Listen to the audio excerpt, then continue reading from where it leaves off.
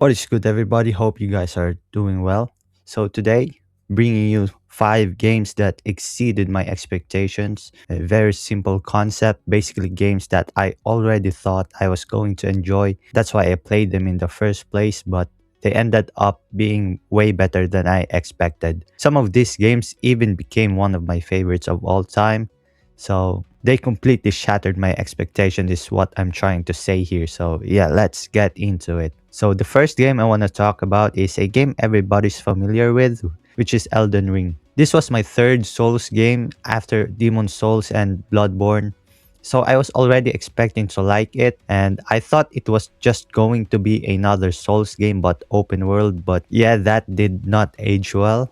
So this game is basically a paradise for fantasy action gamers who loves experimenting with builds. And the freedom this game gives you, from character builds to exploration to just doing whatever you want, is just massive. And it genuinely blew me away the first time I played it. And as someone who loves role playing as a knight in shining armor in this type of games, that's exactly what I did on my first playthrough, and it just works flawlessly. Whatever medieval fantasy character you're thinking of right now, 9 out of 10 times you can probably make that character in this game exactly how you imagined it. And the flexibility in the build system is just insane.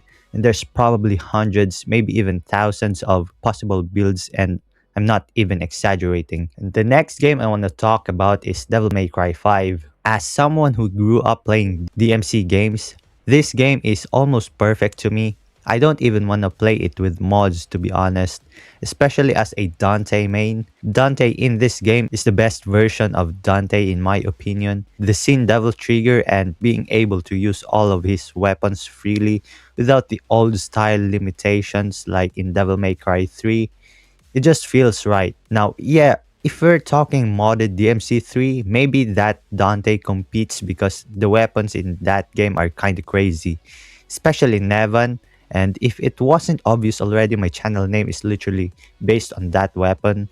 But overall, DMC5 is the best in the series for me. Some people prefer Devil May Cry 4 for some reason. Don't get me wrong, that game is amazing, but it's factually unfinished. Dante in that game just doesn't feel right to play, and his options feel limited, and he's way harder to play for absolutely no reason at all. There's an explanation on it in YouTube. You can find it if you want to like watch a explanation of why Dante in DMC4 is so clunky to play. But DMC5 fixes that. They gave Dante more airborne options, better flow, quality of life changes, and somehow they made him more accessible without lowering the skill ceiling to play him. And Nero and Virgil, they feel like the completed version of themselves here.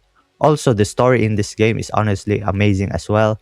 My favorite is still DMC3 in terms of story, but DMC5 story is still immaculate and I love it. The third game I want to talk about is Stellar Blade.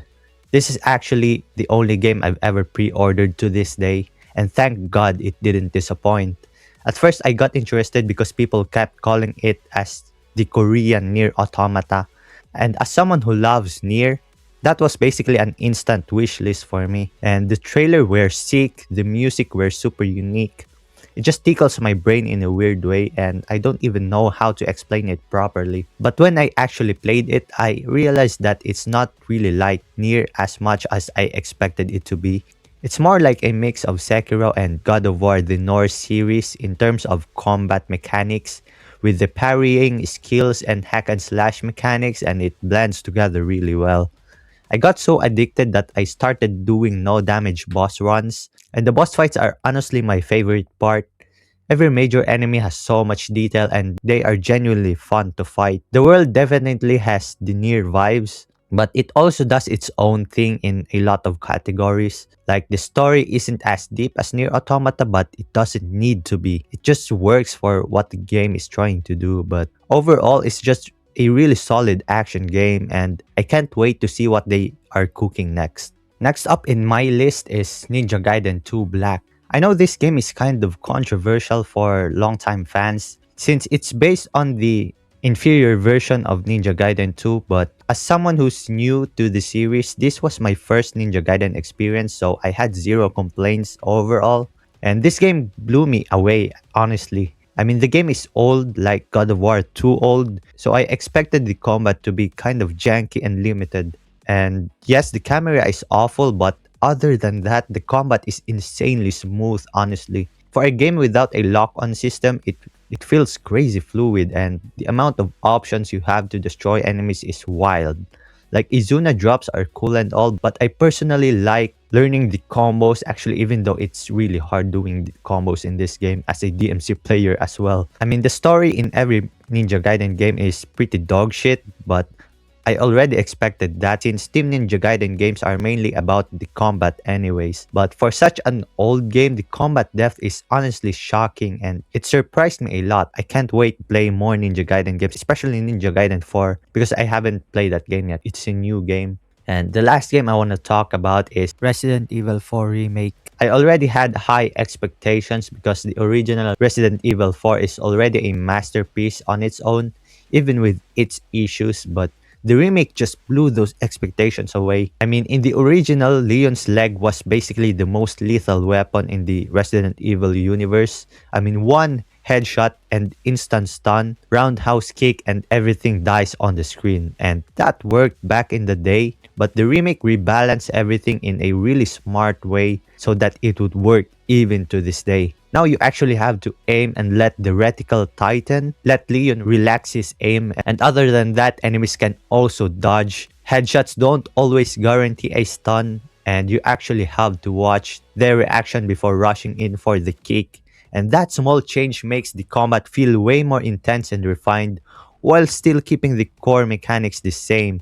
And the addition of parrying just takes the skill expression to another level. I mean, I don't usually glaze remakes, but this one, it deserves all the glaze I can give it. But yeah, that's gonna wrap it up for today. Those are the 5 games that exceeded my expectations. And if you enjoyed the video, consider liking and subscribing. It really helps me out, and let me know in the comments what game surprised you the most.